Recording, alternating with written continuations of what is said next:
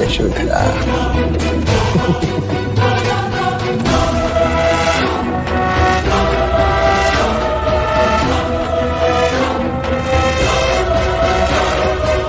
गोपाल, क्या हुआ गोपाल? तुम रो क्यों रही हो? किसी ने तुमसे कुछ कह दिया क्या? गोपाल, क्या हुआ है? रो क्यों रही? यशोधरा, मैं किस बात से पीड़ा पहुंची है?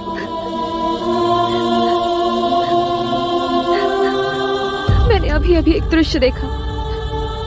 माँ, एक चरवाहा अपनी गाय ले जा रहा था। वो गाय भी खुशी खुशी उसके पीछे पीछे जा रही थी कि अचानक एक धनी वैश्य ने आकर उस गाय को चरवाहे से बलपूर्वक छीन लिया। वो गाय चीखती रही, चिल्लाती रही। बस इतनी सी बात? तुम कहो तो अभी उस गाय को छुड़वा कर वापस उस चरवाहे को लौटवा देते। सच कह रहे हैं आप? अवश्य, निसंदेह।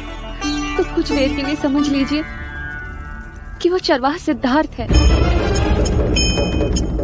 और वो धनी देवदत्त, और वो गाय आपकी पुत्री है पिताजी। यशोधरा, ये क्या ठिठोली है?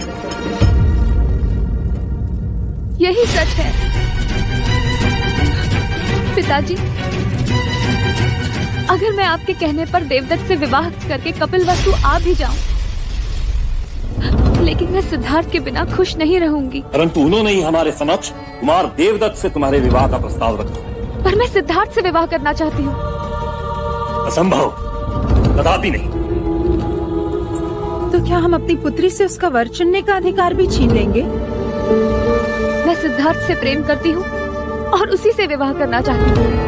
मुझे भी सिद्धार्थ पसंद है। आपको इस विवाह से क्या आपत्ति है? आपत्ति यह है अमिता कि मैं अपनी पुत्री को एक जोगन बनते नहीं देख सकता। केवल एक बार कपिलवस्तु के लोगों से सिद्धार्थ के बारे में पूछे तो वो अपने युवराज को पूछते हैं पिताजी। किंतु जब युद्ध होता है तो उसमें एक बलशाली जीतता है, सन्यासी नहीं। और उसी सन्यासी ने कपिलवस्तु के गुरुकुल की प्रत्येक स्पर्धा में देवदत्त को पराजित किया है। छल कपट से पराजित किया है सिद्धार्थ ने।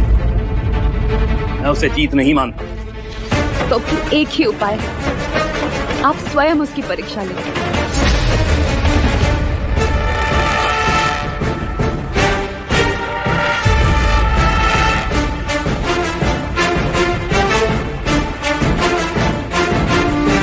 ठीक है, परीक्षा मैं निर्धारित करूंगा और वहां जितने भी क्षत्रिय कुमार आएंगे उनमें से जो भी मेरी परीक्षा में उत्तीर्ण होगा तुम्हें उसी से ही विवाह करना होगा।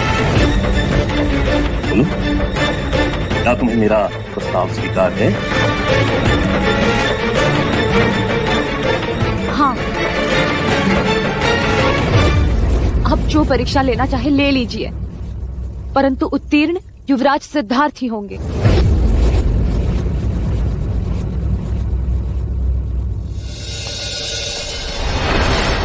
न जाने राजा दंडपानी को क्या सोचे कि परीक्षा लेने की ठानी है उन्होंने। कह रहे हैं कि जो क्षत्रिय कुमार उनकी निर्धारित की हुई प्रतियोगिता जीतेगा उसी के गले में यशोधरा वरमाला डालेंगे। तो आप व्यर्थ चिंतित क्यों हो रहे हैं? राजा दंडपानी की निर्धारित की हुई प्रतियोगिता हमारा देवदत्त ही जीतेगा। परंतु सिद्धार्थ उसे जीतने दे तब ना।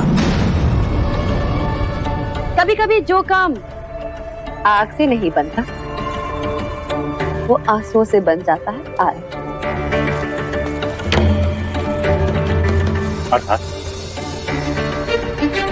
अर्थात जब मंगला ठान लेती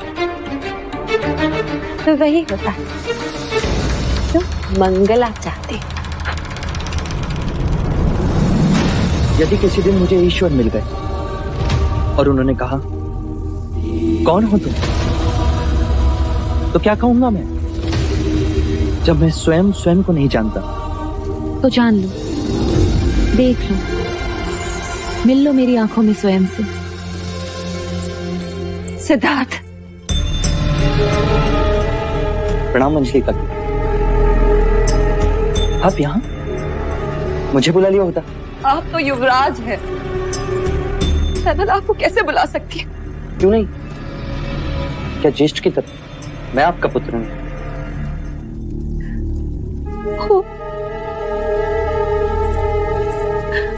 वो तो तुम हमेशा से हो। और आज उसी अधिकार से वो एक मां अपने एक पुत्र से दूसरे पुत्र के लिए कुछ मांगने आई। आप आज्ञा करें। तुम जानते हो सिद्धार्थ, मैंने राजा दंडपानी से देवदत्त के लिए यशोदा का हाथ मांगा है। पता नहीं क्यों आज राजा दंडपानी के मन में ऐसा क्या आया जो उन्होंने यशोदा के स्वयंवर की बात। तुम जानते हो ना सिद्धार्थ? हाँ, जानता हूँ। तो तुम ये भी जानते हो कि इस समय पूरे शाक्यकुल में केवल ऐसे दो ही योद्धा हैं जो इस स्वयंवर को जीत सकते हैं। एक हो तुम और दूसरे तुम्हारे ज्येष्ठ। क्या चाहती हैं आप? क्या सीता के स्वयंवर में लक्ष्मण भी प्रतियोगी होगा? क्या एक ही कन्या के लिए दो भाइयों के बीच में प्रतिस्पर्धा होगी? क्या प्रथा के अनुसार देवदत्त का विवाह तुमसे पहले नहीं होना चाहिए? तुमने हर प्रतिस्पर्धा में अपने ज्येष्ठ को पराजित किया है। क्या इस बार तुम अपने ज्येष्ठ को जीतने नहीं दोगे? क्या तुम नहीं चाहते कि तुम्हारे ज्येष्ठ का विवाह यशोदा से हो जाए?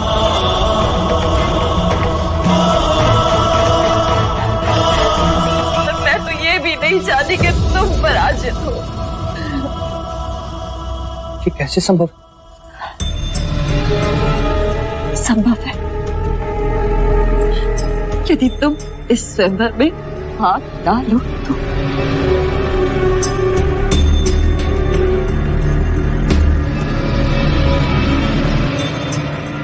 अपनी काकी माँ का मान रखोगे ना पुत्र? हाँ।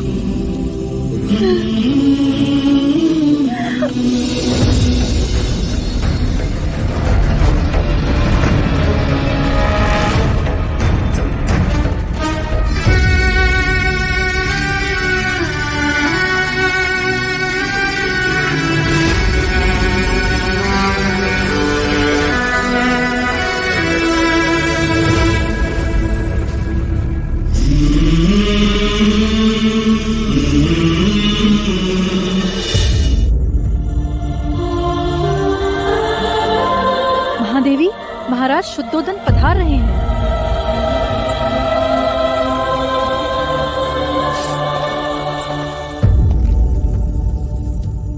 क्या बात है देवी, तुम्हारे आंखों में आंसू कैसे? विवशता कह दे। आप शाक्यकुल के महाराज और मैं महादेव, किंतु फिर भी हम अपने पुत्र को वो सुख नहीं दे सकते जो हम देना चाहते हैं और जिसका वो अधिकारी। महादेवी महामाया हमें कभी क्षमा नहीं करेगी। यही प्रश्न लेकर मैं कुलगुरु वाचस्पति के पास गया था। क्या कहा उन्होंने? देवी, सिद्धार्थ की कुंडली ये कहती है कि उसकी भार्या अत्यंत स्वरूपवान होगी, सौंदर्यवती होगी, पुत्रवती होगी, अपने कुल का मान सम्मान वो बढ़ाएगी, दोनों के स्वभाव भी एक जैसे होंगे और दोनों में अत्यंत स्नेह होगा। किंतु वो यशोधरा नहीं होगी। देवी, वो यशोधरा ही होगी। कैसे? सिद्धार्थ की कुंडली और यशोधरा की कुंडली अधिकांश मिलती है। तो उससे क्या हुआ देव? समय ने हमारे होठों पर उंगली जो रखी, हम जान के भी कुछ नहीं कर सकते। विवाह का प्रस्ताव रखने से पहले मंगला दीदी को एक बार पूछना तो चाहिए था। देवी, अपना जी छोटा मत करो। समय ने हमारे होठों पे उंगली अवश्य रखी है, परंतु दंड पानी ने स्वयंवर की बात कहकर हमारी आशा को जीवित रखा।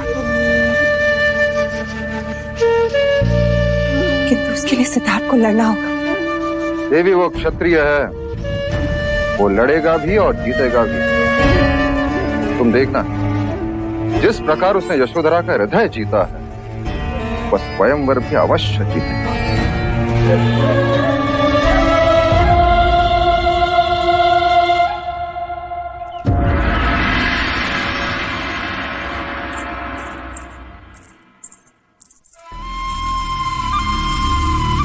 यशोधरा कहाँ जा रही? वो सिद्धार्थ से मिलने। उन्हें ये बांसुरी लौटानी है ना। अच्छा, और साथ में ये भी बताना है कि उन्हें स्वयंवर में जीतने की तैयारी करनी है। बहुत भोली हो तुम। युवराज सिद्धार्थ स्वयंवर में तब जीतेंगे ना जब वो उसमें भाग लेंगे।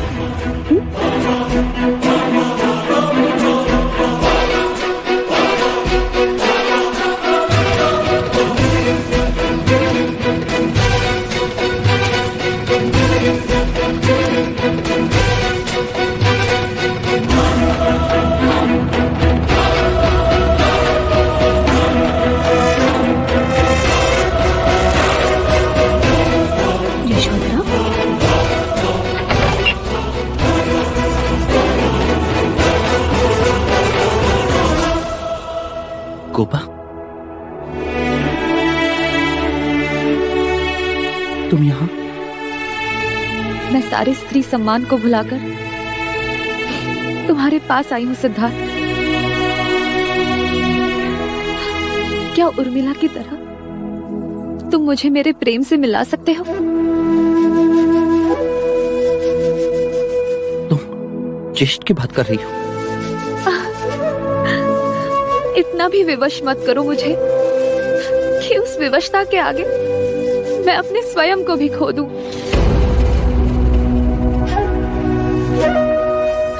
सिद्धार्थ, मैं देव से नहीं तुमसे प्रेम करती हूँ। क्या तुम मुझसे विवाह करोगे?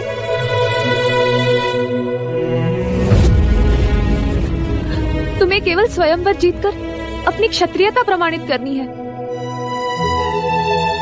मैं विवश हूँ गोपा, मैं स्वयंवर में भाग नहीं ले सकता।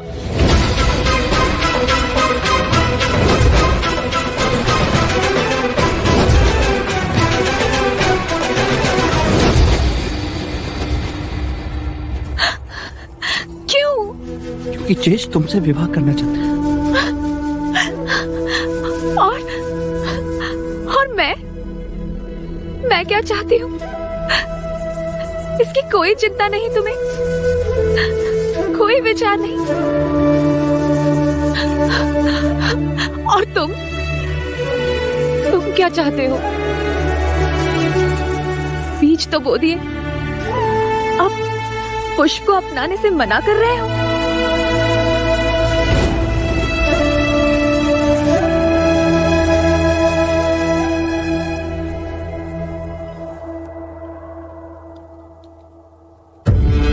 तुमने तो केवल इस गोपा को पत्थर में तराशा है,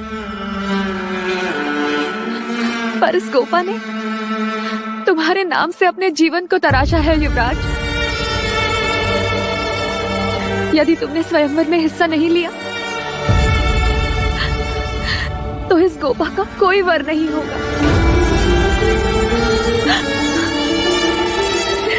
गोपा,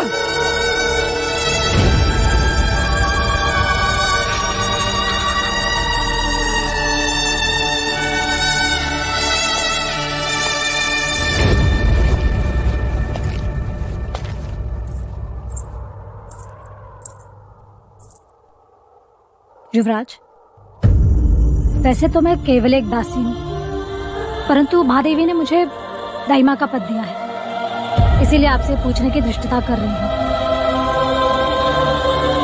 यशोधरा को किस बात का दंड दे रहे हैं आप? आप तो न्यायप्रिय हैं। आप ही ने उर्मिला और बलदेव का प्रेम विवाह करवाया। यशोधरा आपसे प्रेम करती है युवराज, तो उसके साथ ये अन्याय क्यों? मैं विवश हूँ लोचिका। कैसी विवशता? ज्येष्ठ के होते अनुज विवाह कैसे कर सकता? ये आप उस ज्येष्ठ के लिए कह रहे हैं जो स्त्री को स्त्री नहीं, केवल एक वस्तु समझता है? क्या आप कंचने की जगह यशोधरा को देखना चाहते हैं? आपने सारी स्त्री जाति को गौरव दिलाया और एक स्त्री के साथ अन्याय? आप उससे उसका जीवन साथी चुनने का अधिकार छीन रहे हैं। युवराज, युवराज, देवी यशोधरा रथ लेकर घाटी की ओर गई है। मैंने उन्हें रोका, पर आप जल्दी चलिए, नहीं तो कुछ अनर्थ हो जाएगा।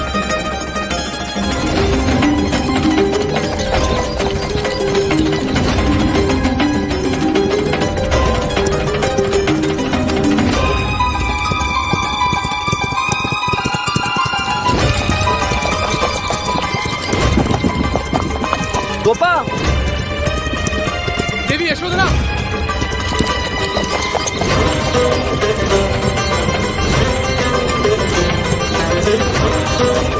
देवी यशोधरा,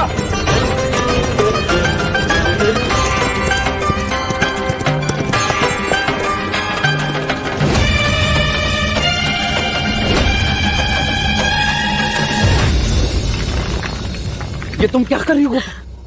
तुम्हें कुछ हो जाता तो क्या?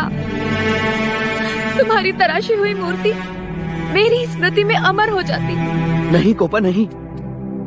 मूर्ति पत्थर की होती, मनुष्य में भावनाएं होती। मूर्ति प्रेम नहीं करती, पर गोपा प्रेम करती है। मूर्ति में प्राण नहीं होते गोपा, पर गोपा प्रेम के लिए प्राण दे सकती है। स्वयंवर में तुम्हें जीत कर अपनी अर्धांगिनी बनाऊं, उससे पहले मैं तुमसे कुछ पूछना चाहता हूं। क्या तुम इस जीते जागते प्रश्न का उत्तर बनोगी? क्या तुम सिद्धार्थ गौतम की भार्या बनोगी?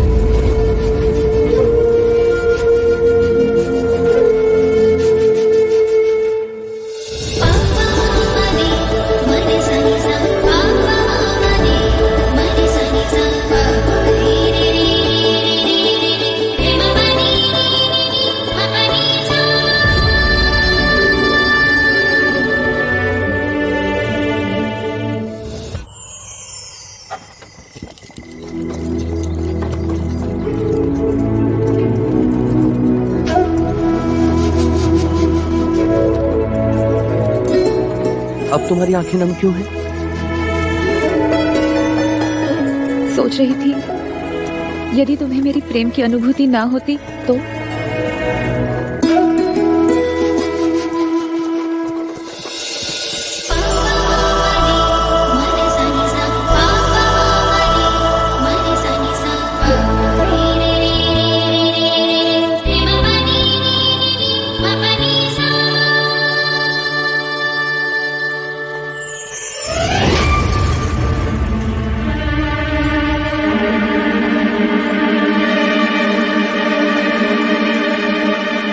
विधाता ने क्या सोचा वो तो पता नहीं, परंतु इतना अवश्य पता है मंगल कि देवदत्त की कुंडली तो बदलनी ही होगी। तुम बहुत प्रसन्न हो रही थी ना कि सिद्धार्थ ने तुम्हारी बात मान ली। यहां मैं तुम्हें कुछ दिखाना चाहता हूं।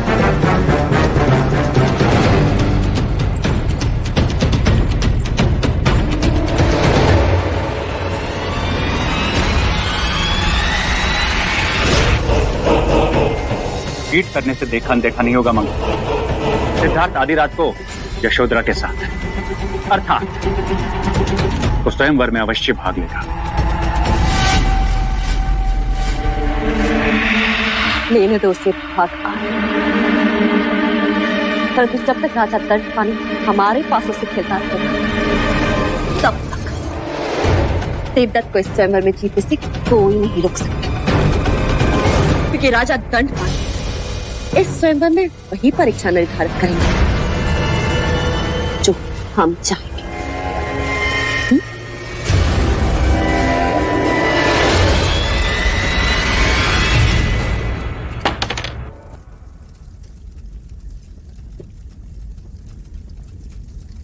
आपकी बारी।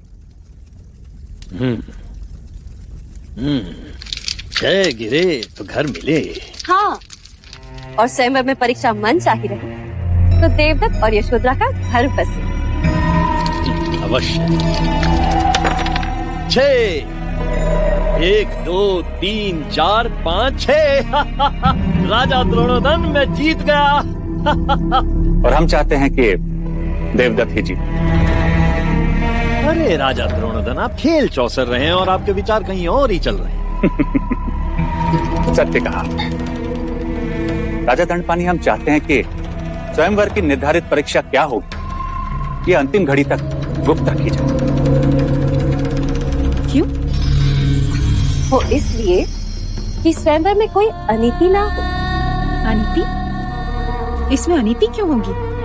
अमिता दीदी, बहुत भोली हैं आप। आप नहीं जानते, सिद्धार्थ ने कपट कर यशोधरा को अपने मोह जाल में फांसा है।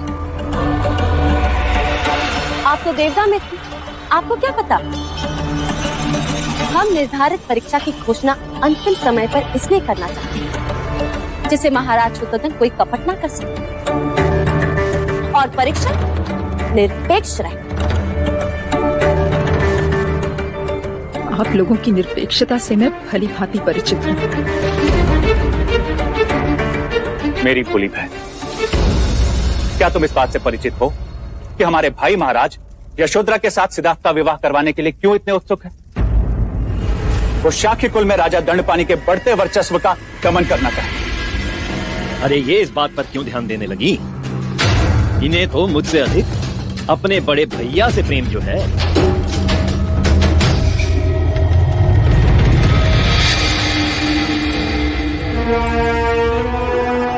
अब बताइए, आप मुझसे क्या चाहते हैं?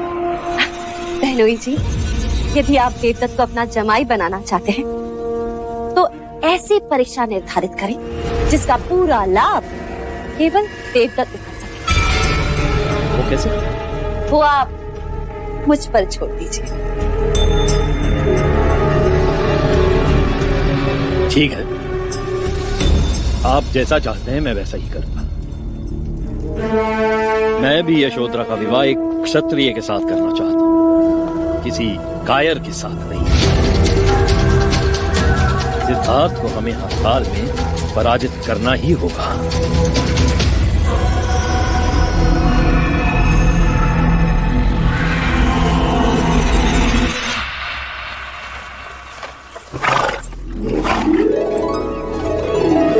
तुम यहाँ हो और मैंने पूरा महल खोज लिया। कंटक, ये गोपा है, गोपा, बिल्कुल तुम्हारी तरह, भोली भाली, भावुक।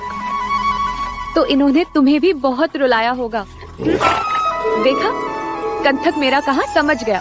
गोपा, अब तुम्हें मुझसे इस तरह अकेले मिलने नहीं आना चाहिए। क्यों ना मिलने आऊं मैं? प्रेम करती हूँ मैं तुमसे। पर तुम्हारे पिता ने तुम्हारा स्वयंवर रचाया है और बिना स्वयंवर जीते यदि मैं तुमसे मिलूंगा तो तुम्हारे पिता का अपराधी कहलाऊंगा। अपराधी तो मेरे पिता हैं। पूरे परिवार की लड़कियों को अपना वर चुनने का अधिकार है और उन्होंने स्वयंवर रखकर मुझसे मेरा अधिकार छीना है। सिद्धार्थ, मैंने तुम्हें अपना जीवन साथी चुना है।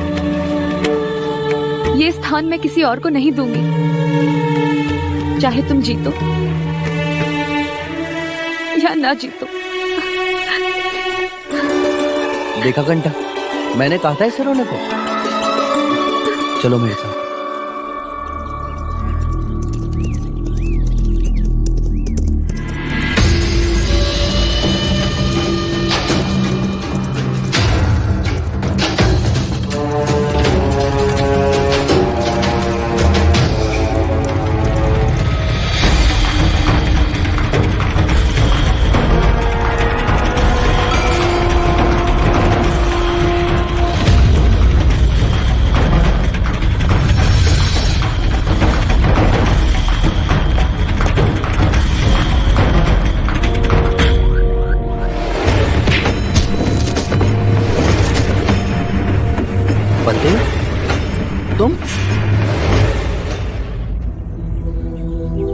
युवराज सिद्धार्थ, सेवक का प्रणाम स्वीकार करें।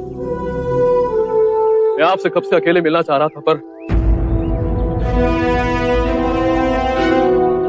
ये गोपा है, मेरी उर्मिला। गोपा ये बलदेव है, उर्मिला का पति। निश्चिंत होकर कहो, क्या कहना चाहते हो? युवराज, मैं आपके लिए अत्यंत महत्वपूर्ण सूचना लेकर आया हूं। शाक्य देश पर संकट का संकेत। कौशल नरेश प्रसन्नजीत अश्वमेध यज्ञ की आड़ में शाक्य देश पर आक्रमण करने वाले।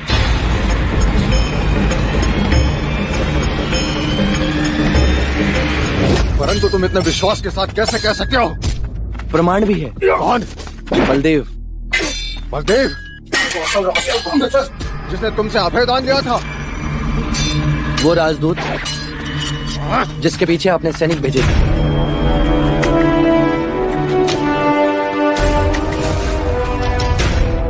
हम उस पर विश्वास क्यों? वो हमारे साथ कपट भी कर सकता है। जब तक हमारे गुप्तचर कोई समाचार नहीं लाते, तब तक हम कोई कदम नहीं उठा सकते।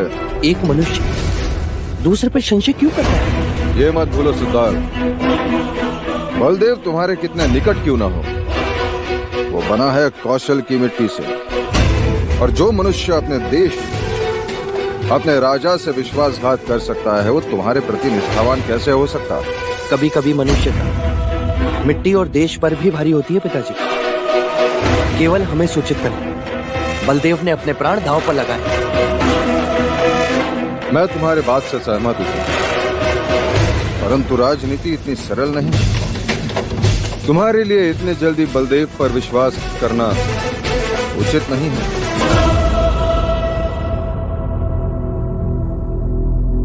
परंतु हम चौकन्ना अवश्य रहेंगे। शाक्य देश पर हम कोई आंच नहीं आने देंगे। पर तुम उनसे युद्ध क्यों करना चाहते हो?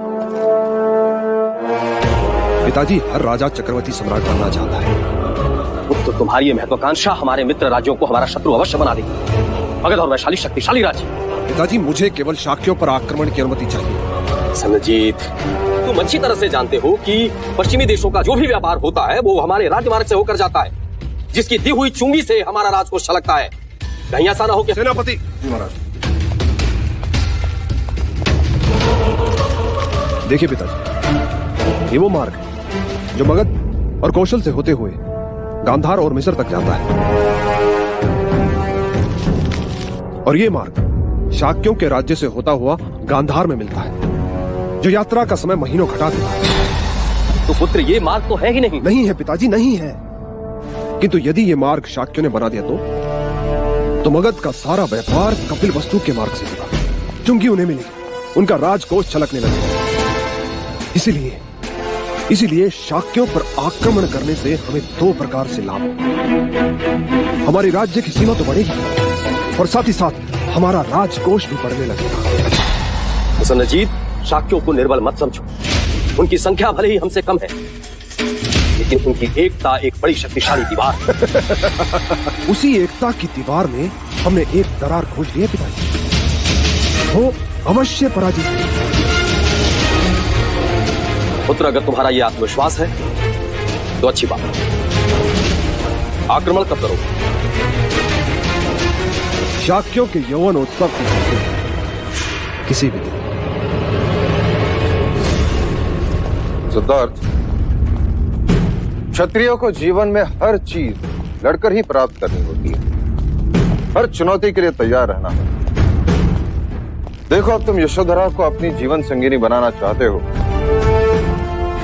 तो उसके लिए भी तुम्हें स्वयंवर में अपनी क्षत्रियता का प्रमाण देना होगा, लड़ना होगा। देवदत्त स्वयंवर में तुम्हें चुनौती देने की तैयारियां कर रहा है। अब चिंता ना करें पिताजी, मैं हर न्यायपूर्ण चुनौती के लिए तैयार हूं, फिर वो चाहे प्रसन्नजीत या देवदत्त।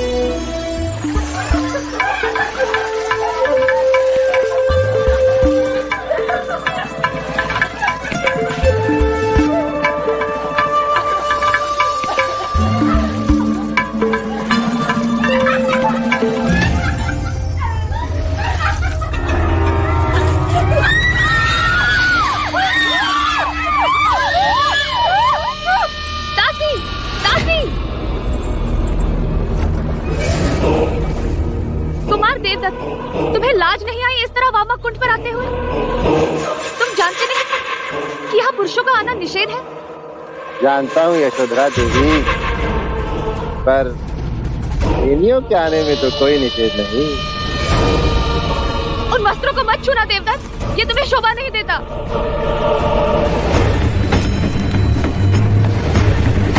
रखो उसे नीचे, वो मेरी चुनर है देवदत्त। अरे हाँ, ये वही तो है जो उस दिन मेरे हाथ से छूट गई थी।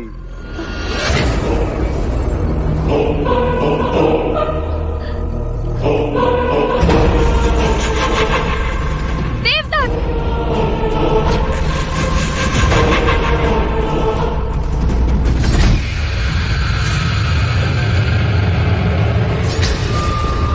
अरे घबराओ मत, मैं तो केवल ये चुनर देने आया तुम्हें। इसे पहन लेना, बहुत शोभा देगी तुमको।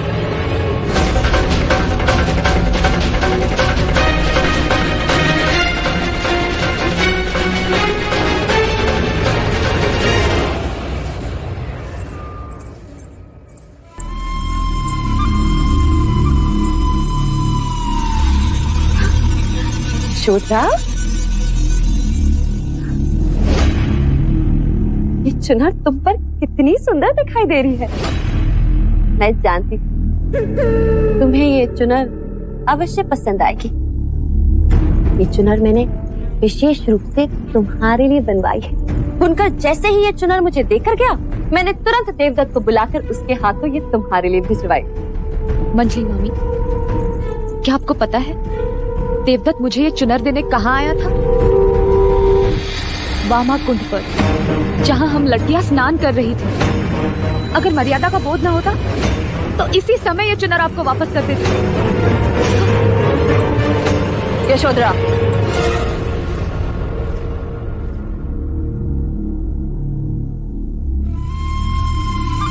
देवदत्त की ओर से मैं तुमसे क्षमा मांगती हूँ।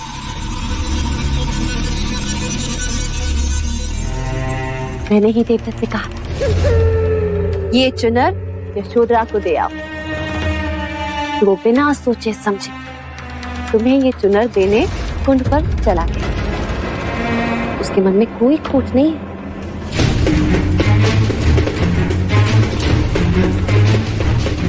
तुम ये बात किसी और से मत कहना। तुम्हें पता है ना, एक स्त्री के कारण भाइयों में महाभारत हुआ। तुम ऐसा कोई कारण नहीं बनना चाहती। फिर चाहे तुम आधी रात युवराज के साथ क्यों ना घूमो। जब आप इतना ही जानती हैं, तो आपको देवदत्त को समझाना चाहिए कि वो स्वयंवर से हट जाए। मैं बेबस और वो हटी। वो तुमसे ही विवाह करना चाहती और उसे कोई नहीं रोक सकता। वो दिन में घंटों गुरु अश्वपाल से युद्ध कला की शिक्षा प्राप्त कर। और तुम तो जानती हो देवदत्त कितना शक्तिशाली है। मैं तो भगवान से बस यही प्रार्थना करती हूँ, स्वयंवर वाले दिन सिद्धार्थ को कुछ ना हो, अन्यथा मुझे बहुत खेद होगा।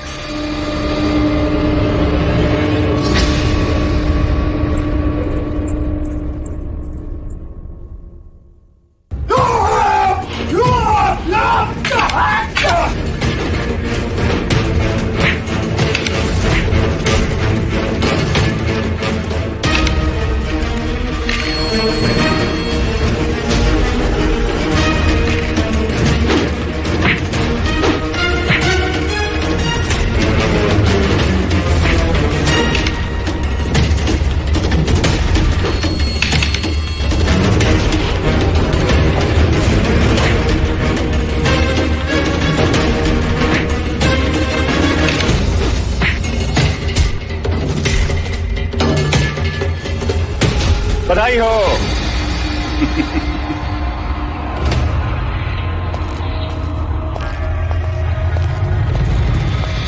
बधाई हो पुत्र, शक्ति के साथ साथ अब तुम्हें चपलता भी आई है, जैसे सिद्धार्थ ने। किंतु एक बात का ध्यान रखना कि सिद्धार्थ की उंगलियां तुम्हारी गर्दन तक न पहुंचने, अन्यथा फिर से तुम्हारी नस दबा के वो तुम्हें मूर्छित कर देगा। आप चिंता न करें पिताजी, अब मैंने सब जान लिया है। चोटी की तरह मसल पे रख दूंगा, फिर यशोधरा केवल मेरी होगी, केवल मेरी।